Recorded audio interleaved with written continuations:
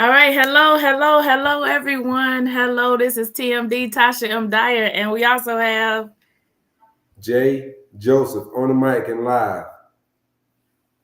good evening, good evening, good evening.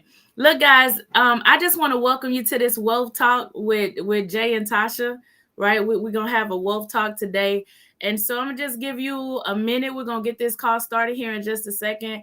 Want to give you just a minute to go ahead and share this information. Share, or if you're on YouTube, share it. If you're on Facebook, share it. We just want to welcome you no matter what platform you're joining us in from. And go ahead and let us know. Drop something in the chat. Say hello this evening. I see you. Good evening. Good evening. So go Yeah. ahead. We're going to get started here in just a minute. Jay? Hey, remember, sharing is caring.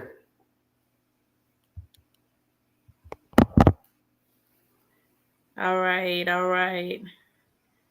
Just trying to get this share stuff together myself. All right, So, all all right. right. As everybody comes in, I hope you guys enjoyed your day. Hopefully, it was peaceful and prosperous. Right, and we hope we add more value to you guys' lives after tonight's call. Absolutely. Absolutely. All right. Well, I'm ready, Jay. I see we got some people on the line here with us. I'm ready. I'm ready. All right, all right. Well, time is of the essence. We all know that time is that one thing that we cannot get back, and let's maximize that in everything that we do. Right, from family health to our spiritual growth to our wealth. Right, let's go ahead and grow this. Yet again, good evening to everyone. Thank you guys for investing your time with us tonight. Me and Tasha, we are a duo when it comes to helping individuals achieve their financial wealth goals. And when we say financial wealth goals, the ultimate that everyone's looking to achieve is this thing called money freedom and time freedom. What does that look like? I got money coming in, enough of which to live the lifestyle I desire, but also I have the time based on how my money is coming in to enjoy the lifestyle that I desire. And that's what we want for everyone. We want to make sure that your house is as decent and in order. And there's one particular topic we want to talk about tonight that helps you make sure your house is decent and in order. Because there's a stat that I read. 60+% of inherited first generation millionaires, they become broke. They lose what the prior generation has built up. Why do you think that is, Tasha? It's education, information. Is you have an expectancy. Sometimes you don't even take the time to go out and learn information for yourself because it's been given to you. But also our parents are the people who poured into us. I honestly sometimes feel like they went out and got it because we're taught to hustle, we're taught to grind, we're taught to go get it. But did you really take that next level of understanding in order to be able to pass that down from one generation to the next? So That's absolutely, absolutely well said, right? She said some key things in there. Number one, a lot of us, we get knowledge, we read something, but we don't have the understanding of how to apply it. And that application generates wisdom. All right. And then a lot of us, right, we perish on a lack of knowledge. That's from a spiritual battle, and that also from a wealth battle. The less we know, the less we are likely to hit and achieve our goals and fulfill the purpose that we were actually called. So it's important that we do what? Study to show ourselves approved and have wise counsel, i.e., someone like Tasha, someone like Jay, these individuals that have some insight and knowledge, probably just a little bit more than you all, that can give this information to you, give you the information, but also show you how to make it applicable to your lives to do what? Achieve this thing called wealth. We always got to get back to wealth because God blesses our hands to have wealth. It's our right to be able to live the lifestyle that we want to with the maximum money coming in and having the time freedom to actually do that. So a good person leaves an inheritance to his children. Oh, I'm sorry. There's children. That's children, multiple generations, right? I think So people now, miss that. I think they mm, miss that sometimes because they always think about our children's children. But if I left something for my grandchildren, that means my children had to be taken care of too, right? I think they miss mm. that sometimes. And listen, so in other words, we got to be doing more than just enough, right? Exactly.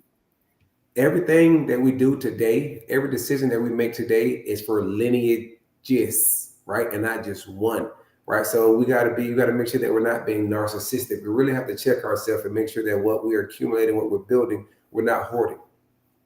We got to make sure that I'm not just trying to make enough for me just to get by, right? Because there are people in need. There are people that are poor that we should be able to help and support, right? And then when we do leave, we want to leave something behind for our kids and their kids. And let's take it to the next level, my kids, right? Mm-hmm. So we have to make sure that we're putting ourselves in a place and putting them in a place to have this thing and build this thing called wealth. Now, what's interesting, in the chat, how many people have a retirement account from your employer that you work for, or an employer that you used to work for, or an individual retirement account such as an IRA or Roth IRA? And with those particular accounts, do you have this thing called a beneficiary? Mm-hmm. Or do you have a life insurance policy or policies and you have a beneficiary? We looking for the chat. We're looking for the chat. Drop it in the chat. Do you have those things that he just mentioned? Or do you have a bank account, checking, savings, money market, or CD, those that are FDIC insured, and you have a POD, a payable on death? Or a TOD, which is a transfer on death, on a brokerage or an investment account? I see we got it. One yes. Somebody's paying Okay. attention. All right, Ms. Coleman, she's in the building tonight. Okay, so we have a beneficiary. Okay, awesome. So now that beneficiary, a lot of times it may be a significant other, Mm-hmm. and or it may be our child or our kids. The money that you leave behind for let's say you have 2 sons, and you leave your sons 100% of what you've accumulated via a beneficiary from beneficiaries. What is the guarantee that your son's seeds will directly benefit from what you left behind to your son? What guarantees do you have? There are none. There may not be none. Maybe my son is running into financial hardships and he needs to use that money for himself. Maybe and I didn't mean like there are none, not none. But if you don't make it clear, write it and make it plain. If you don't make it plain. That's Habakkuk 2:2. Write the vision down and make it plain. You might want your grandchild to go to college because you went to college and you see your son went to college and you identify the benefits of going to college, but maybe it's not financially feasible for your child, and they decide that their child will not go to college because of the money aspect of it. But you specifically are saving and giving money for that. But your beneficiary is your son. How do you leave those instructions and those rules to make sure that the assets you accumulate go to exactly what you want to actually do? And I heard this term before. It's literally controlling something from the grave. Interesting. Mm-hmm. It is. What's one way you guys think we can do it? How about a will? Who has a will? Anybody got a will in here? Who has a will? What is it? Maybe we want to also define what a will is. It's literally a document that can be written. And not I need to do a will. And not we talking about who has a will, not who. Well, I heard about a will. Who has a will? Yeah, exactly. Not at Thanksgiving. I sit at the table with grandma and them, and we wrote on a piece of paper what we want to do. Right. Who actually has a will? Because a lot of people, that's their primary means of letting people know, I built this. This is what I have. This is what I want to happen. Because a lot of people have a will and they solely depend on a will to execute their wishes with their resources that they work their whole life to accumulate, that they sacrifice for in the will. We got a yes. We got one yes. We got one yes. So guess what, So let me guys? ask this: There's funny, who does not have a will? I want to. Are y'all paying attention? Who does not have a will? Let's have some transparency and honesty on this call this evening. right? As they say, the truth will set you free.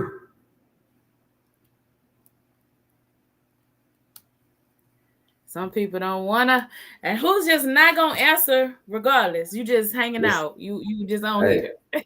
hey, I'm working for you all tonight. I ain't cheap, but I'm working for free tonight, right? Because it's better to give than to receive, right? And at the end of the day, this is a safe community, and our objective is to hear what concerns and pain points you guys have financially, Mhm. where you guys are trying to get to financially, and how we can be better service to you all on this financial Mhm. journey, right? So There they go. transparency. There they go, Jay. There they go.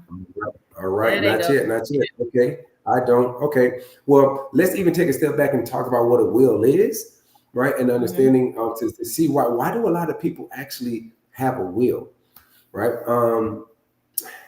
A will is the option that you can create, whether it's on a piece of paper, typed, manually written on a napkin, and you're literally trying to tell, hey, my loved ones, hey, whoever finds this, I want that left to this person, and I want that left to that person. But that is just what? It's just a document. Ideally, it could be notarized. We'll probably give it a little bit more validity. But one thing about a will, it can be what we call contested, which means it goes through this process called probate. Probate. All right.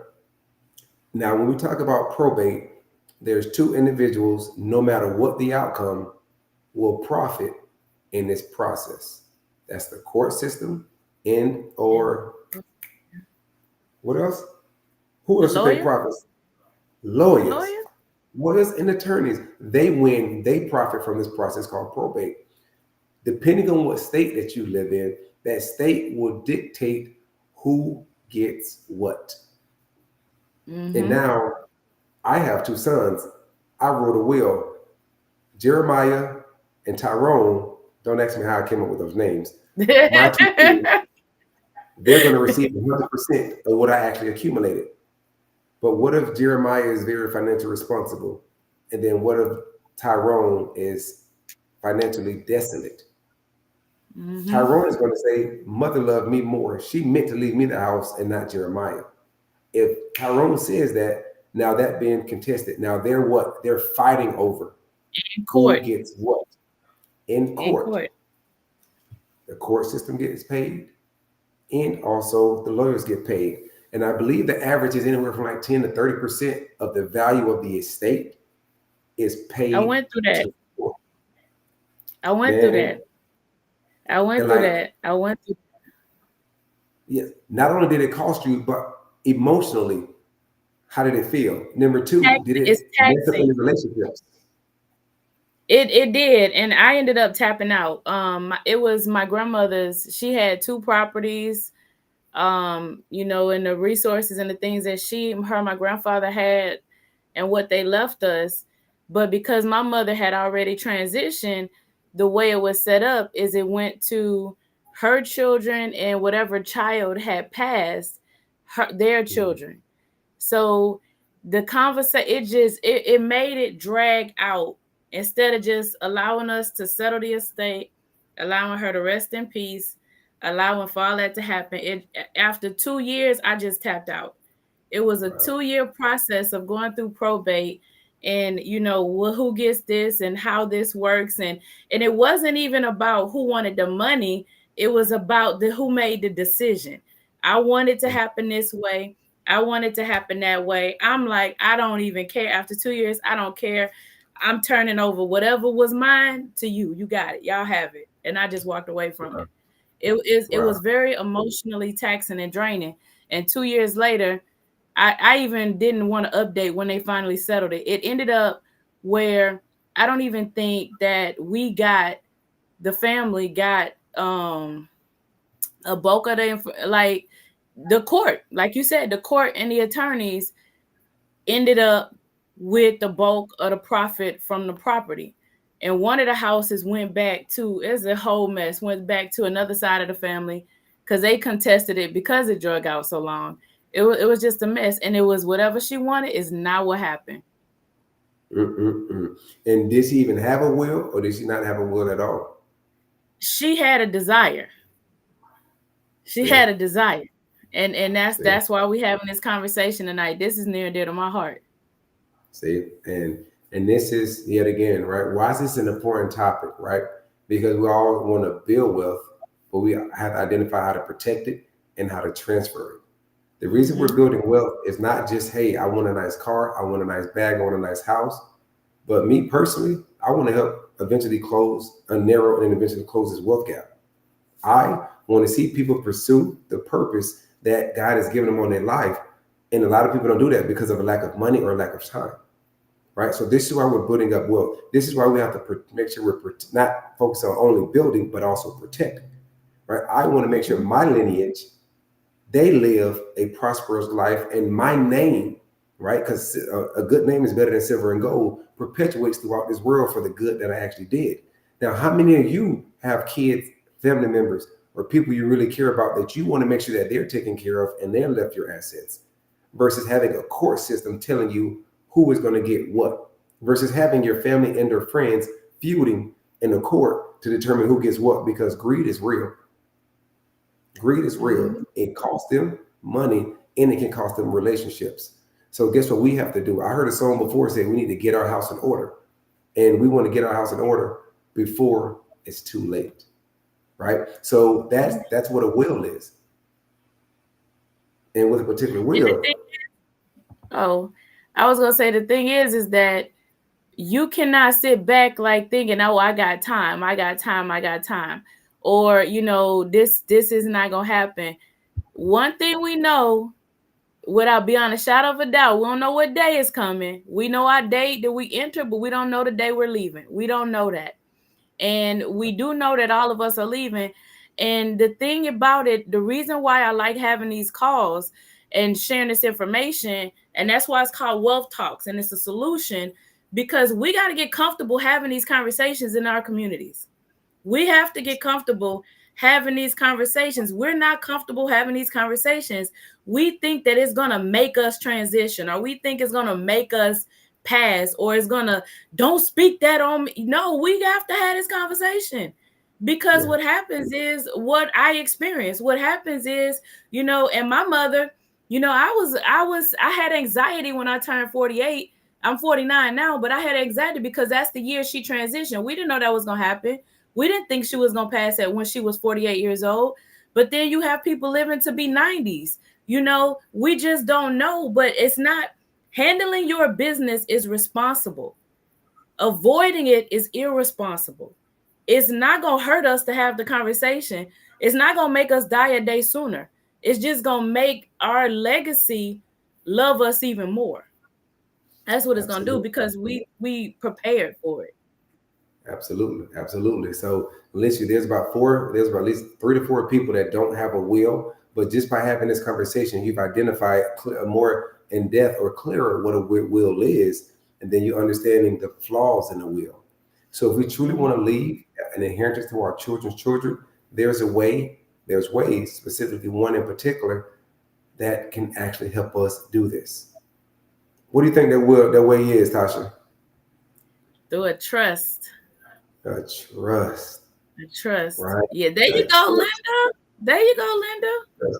All right, and that is key. What Linda just said. We don't expect the accident, but we have insurance.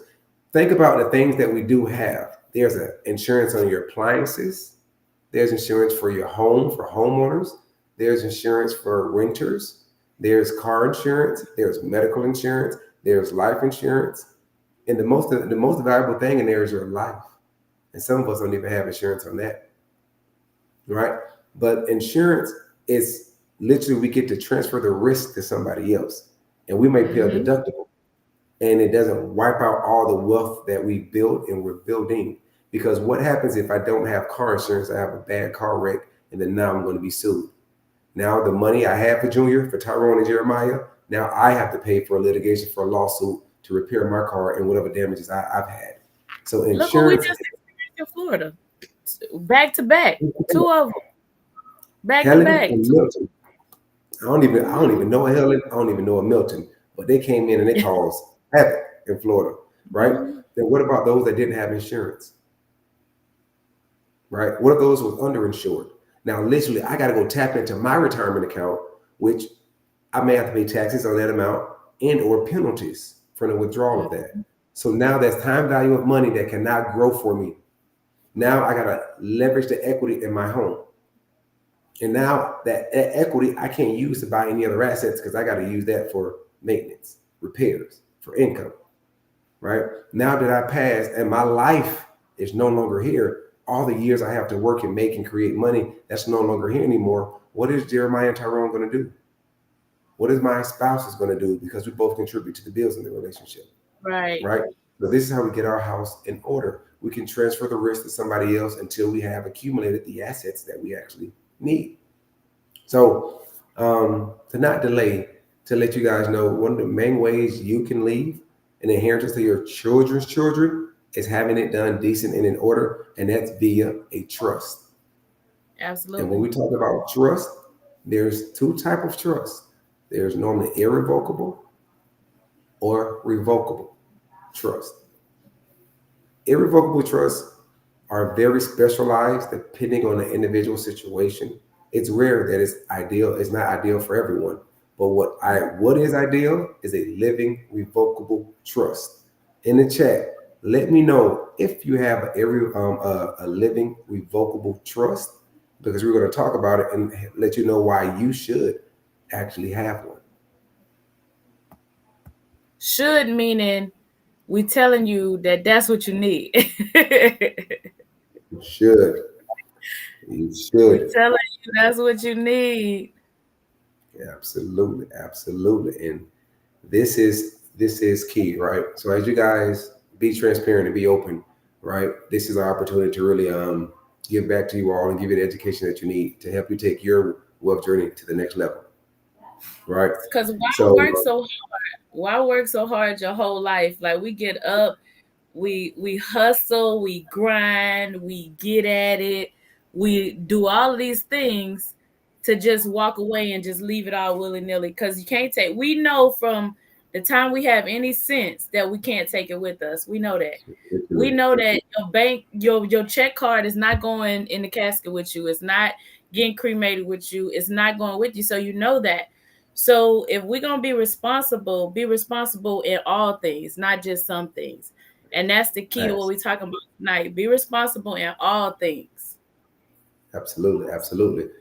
So now let's just talk about the characteristics of a trust, give you guys the knowledge to help you get a better understanding, and then show you how to make it applicable to your situation. Number one, a trust it has three components. You're going to have a grantor, someone that conveys the property to the trust. You're going to have the trustee, the fiduciary, the person that manages the trust. And then what's the third part of actual trust? The people that receive the money is who? We already had it. It's not a pop quiz. Yep. Yeah. the beneficiary, right? The beneficiary. So we got the grantor, the trustee, and the beneficiary. What a trust does, it allows you to express what your wishes are without being contested in a public court system. Jeremiah and Tyrone can no longer feud over anything, mess up their relationships, or waste the value of my legacy in the courts. That's what a trust is for, right? Absolutely correct. The beneficiary, Linda. And now I get to determine who gets what, when, and how much, and why. That's what a revocable is. Exactly. So if you got anything to leave to the next generation, in the following in the next generation, you need a revocable living trust. So with that, let's identify, why do I need a living trust, Jay? Right? Number one, a lot of the assets are called title assets. Your car is titled in your name. Your house is titled in your name. A lot of us might be business owners. On one day, we might be business owners, right? And it's titled in your name. And a lot of times, it's only in your name. And then you do have accounts, like a bank account, a checking account, a savings account, a retirement account, even a life insurance policies. All of those assets, you can have these things, as Linda just mentioned, as Tasha mentioned earlier, a beneficiary. You can designate a beneficiary on there. And guess what? Your beneficiary can be the name of your child.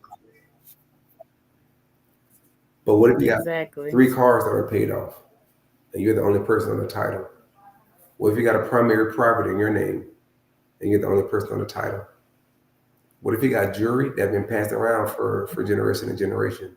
What if you got a TV? That was for great grandma. Yeah, great grandma want that to stay in the house. That one cooking pan she wants everyone to have, and it's probably that one cast iron. I won't say cast iron. Right.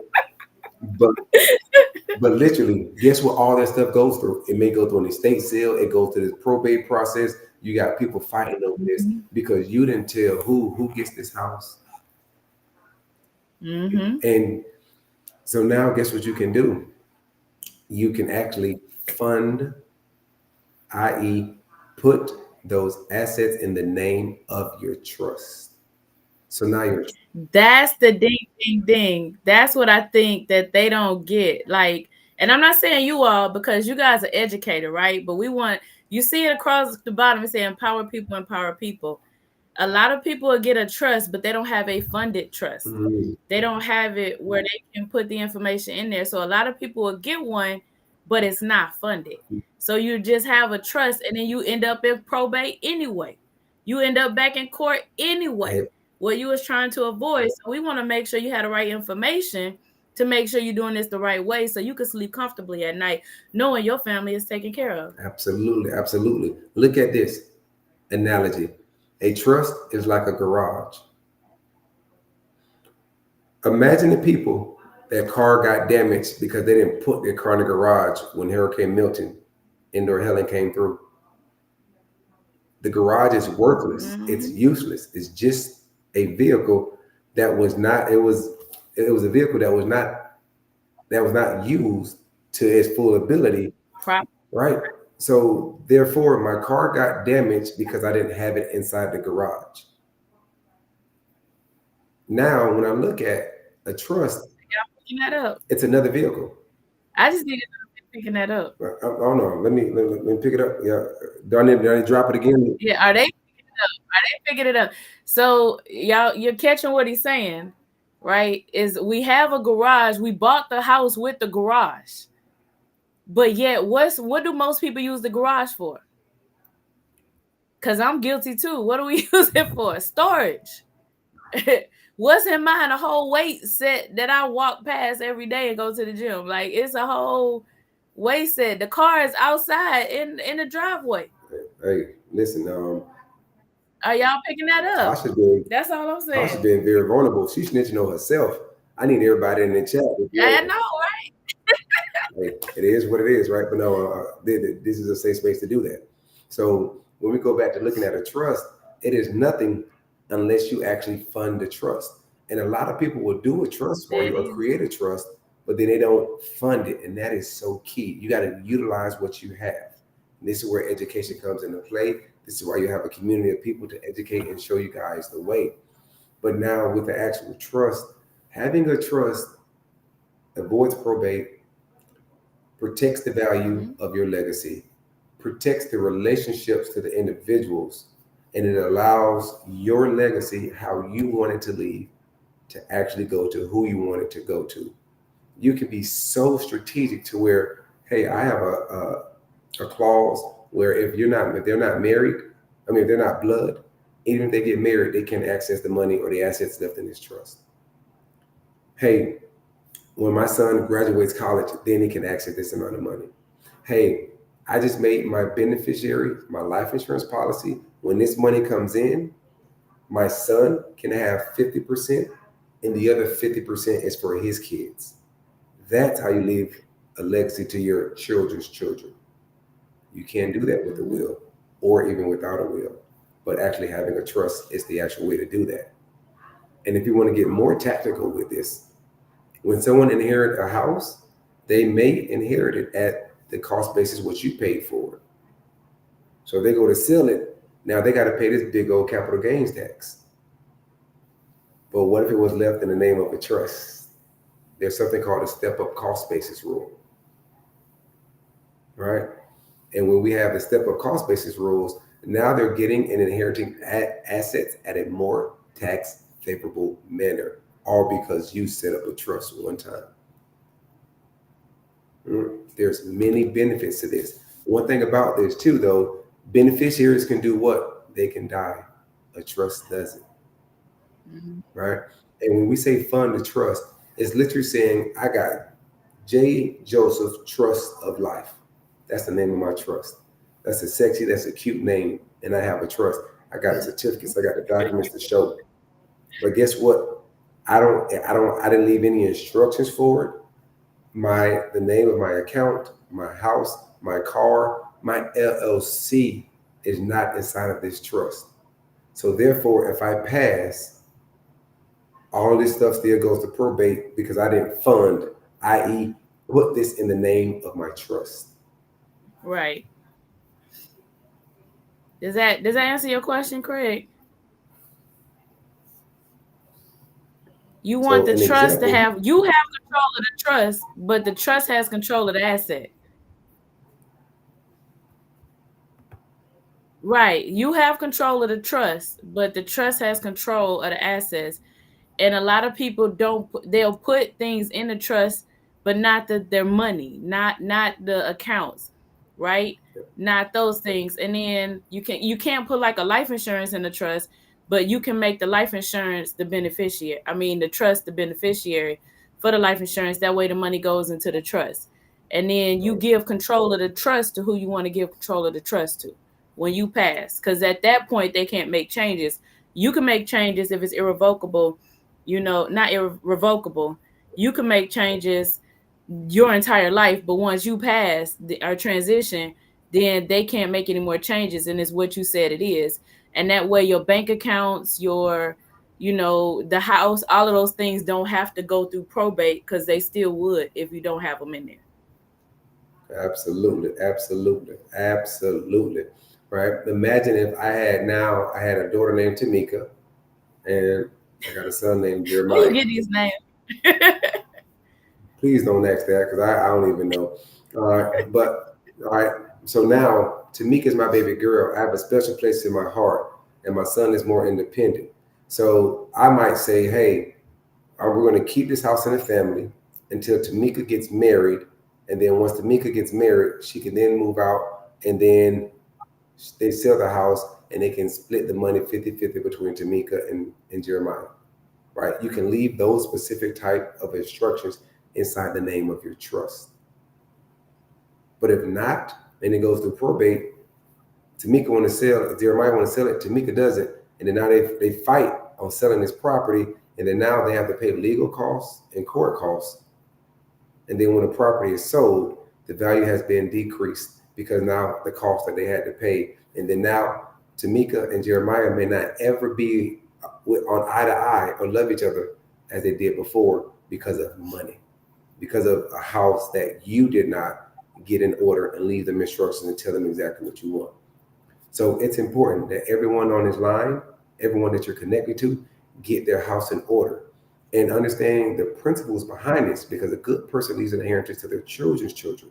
So guess what? There's something you should be leaving behind, not only in money, but instructions, like rules to the gold, right? Things that you learn about and throughout your life that is valuable, that they need to know. You can put this information inside of a trust. So now they know how to manage and handle what you actually leave, and you leave instructions on how and when they actually get it, right? You can mend and keep relationships. You can make sure that the legacy that you started carries on. You can make sure that a third-party institution is not, whether it be on purpose or not, benefiting from your hard-earned work. So if you don't have a living trust, you need one. Because even if you have an LLC, you are a member. You might be the CEO on that particular company. But what happens if you pass? What happens to that LLC? because your name is the signer on that bank account. You are the And that's something managing member. you do every. That's something you got to do every year. So if you're not here to do it next year, Literally, literally, right? So it's key because a lot of times as we work hard, as we build this thing well, we do it for the people that we love and that we're connected to us. This is one way that we can make sure what we're doing is not in vain. This is we can make sure that I wanted to see this school built before I die, or even if I die, I can still put instructions to make sure that this school gets built. Right? Don't lose your legacy and your purpose because of your lack of planning, because of laziness, because of lack of knowledge. We're providing you with that knowledge. We'll give you guys insight. We'll give you guys information. And if you do need more information, if you want to talk or need to talk about your specific situation, and does a trust make sense for you, and also how to even get a trust, reach out to us. You guys can, Tasha's gonna let you guys know exactly how you can connect with us. And when you connect with us, guess how much it costs? Free 99 to identify what legacy are you trying to accomplish. How are you going to pass and transition that legacy? And that gives guidance and insight to what your personal situation is. And then we can give that guidance and insight to let you know if and what trust is ideal for you and actually help you with that process of actually setting up the trust. Because the worst thing you can do is build something and then lose it all. And then now my son, my daughter has to start from square root one without the knowledge and or the resources that I actually had. Right? and I'm gonna tell So you, I used to hear it all the time, right? And drop your link because I still have to finish finalizing mine. So Jay's gonna drop his calendar in there, but either way, it's for both of us. You come in from here, just let us know you got it on this call on these wealth talks. So because we're working together with this, but one of the things, like you guys know, I have a military background, military community, everything, and the biggest thing is I heard it all the time, and I hear it a lot in our community. And I know this platform streams to everybody, but I got to speak to the ones I know that we touch on the most, and it's our community. And we always talk about us needing to do, like our children and how we have to fight and how we always have to start over and we have to, but some of that self-inflicted. And I gotta be very direct and help you understand some of that self-inflicted. I can't tell you, and I'm gonna summarize it because even I had this thought process, and I see it on social media. I see it all over the place. When you turn at 18, you got 30 days, right? At 18-30 rule. At 18, you got 30 days. I got mine, you got to get yours. You know what I mean? Like if this I did this, they got to do this. That's not right. You know what I mean? If the word, we quoting the Bible, if the word says we leave a legacy for our children's children, then why do they got to get theirs? Why do they have to always start from ground zero? We're supposed to elevate and allow our legacy to build off of what we built. Every generation is supposed to get greater. Every generation is supposed to be stronger. Every generation is supposed to excel even higher. So we have a responsibility to prepare our children not only mentally, but we have to do these things and put these things in place to make sure that we're doing what's required for that next generation. So we not only have to prepare through paperwork, through doing our research, through doing what we're doing, but we also have a responsibility to educate them as well, and not just kick them in the streets so they're starting from ground zero and they got life on them when they didn't have to, right? So that's where I'm coming from with this. That's why I'm so passionate about this, because we have to break those generational curses. We have to break those things. We have to stop those things and catapult and elevate and push forward and do all of the things we do. We cannot just be talk. We can't be talk. We have to be in action. And that's why we're here on a Wednesday. This is the only night I'm not at dance. This the only night that we're not spending 2 hours at dance. But I could be in there doing anything else. I could be in there watching TV with my child. I could be in there playing games, checking homework, doing something. But I'm here for you. I'm here to pour into you. I'm here to give you, because I have a responsibility as well to make sure that what I know, my background, where I come from, and what I know, I also empower somebody else, because that's what empower people do. Empower people, empower people. And that's why we're here on this Wednesday. And Jay was out running around taking care of business. But guess what? We stop, we give our time, we give our resources to make sure that you guys, you all, are, here and can get what you need to prepare you and your family and your future. Absolutely. Well said, spoken from the heart. I felt that literally. And I appreciate that. And just ask yourself, do you want your kids to struggle and or go through everything that you went through? Just teaching the way. I don't. Living with more. Your kids will always have more than what you actually left off or ever had. They just have a better foundation, right? And there's multiple ways to do that. And then a lot of us, we might not have what we want to have right now to leave behind for our kids, but there's tactical ways that you can do that. It doesn't have to cost a lot of money. You can transfer that risk to other people. You can make sure what you do have is in order. So we're going to be here ideally every Wednesday. Things do come up, schedules do happen because we have other people that we do serve. And as the cool people say, life be life. But at the end of the day, we thank you guys for investing your time with us, because we're going to continue investing our time with you all to pour into you all, because we want to see you wealthy, you living life on your own terms, and you having money and time freedom. Craig, that is tomorrow. I need to let him know that's tomorrow. That's tomorrow. He talking about my Saints. That's tomorrow. And Oh so my when God. I'm teaching tomorrow night, y'all gonna hear the game on in the background, even though we already have the team on the injured reserve. So I already know how it's going down. I'm just saying. So all right, that's tomorrow. But now we appreciate you guys too, Linda. We do. I love you guys. Y'all know that I love each and every last one of you guys, even the ones that's new here, like even the ones that I don't know is streaming with us, even the ones So that's here for the first time. Welcome to Wealth Talks. Right, that's what this is. Wealthy Wednesday on these Wealth Talks. let's do this. Until All and right, every day, and every opportunity, let's invest. make an appointment. Get that link. Make an appointment, and we will see you guys next week or at your scheduled appointment time. All right, love you.